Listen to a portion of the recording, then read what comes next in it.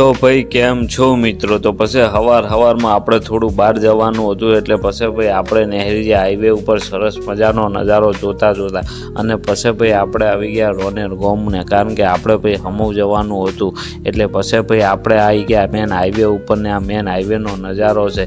અને પછી ભાઈ આપણે આવી ગયા હમું ગોમની અંદર, અને આ બાજુ ભાઈ થોડું ટ્રાફિક હતું, એટલે પછી વ્યવસ્થિત રીતે બાઇક કાઢ્યું અને પછી ભાઈ કાસા નેળિયાની અંદર આવી ગયા. નેળિયાની અંદર તો તમને ખબર છે કે વાટ જેવી હોય, અને આ બાજુ તો ભાઈ ગારો કીધું બાઇક પડ્યું તો વાત પટી ગઈ.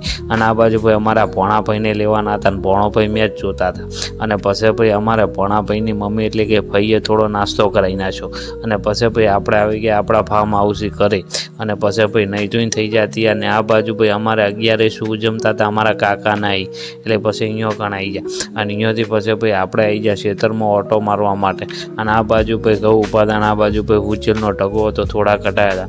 અને આ બાજુ ભાઈ અમે હમણાં નવો તબેલો બનાવેલો હતો ભેંસને પાણી પીવા માટે, કારણ કે ઓટોમેટિક પાણી આવે એ રીતનું બધી ગોઠવણી કરેલી હતી. અને આ બાજુ ભાઈ ગમીણ હતી, અને ભાઈ નીચેની સાઈડ ભાઈ પાણીનું ગોઠવેલું હતું, એટલે ભેંસને પીવું હોય તો. પછી ભાઈ આપણે કીધું લાવો આજે માતાજીએ દર્શન કરતા આવીએ, કારણ કે હતો રવિવાર. એટલે પછી ભાઈ આપણે કરી નાખ્યા માતાજીએ દર્શન, અને દર્શન કરીને નીકળી ગયા. નવો વ્લોગ પૂરો કરીએ, મળીએ નવા વ્લોગની અંદર. જય માતાજી.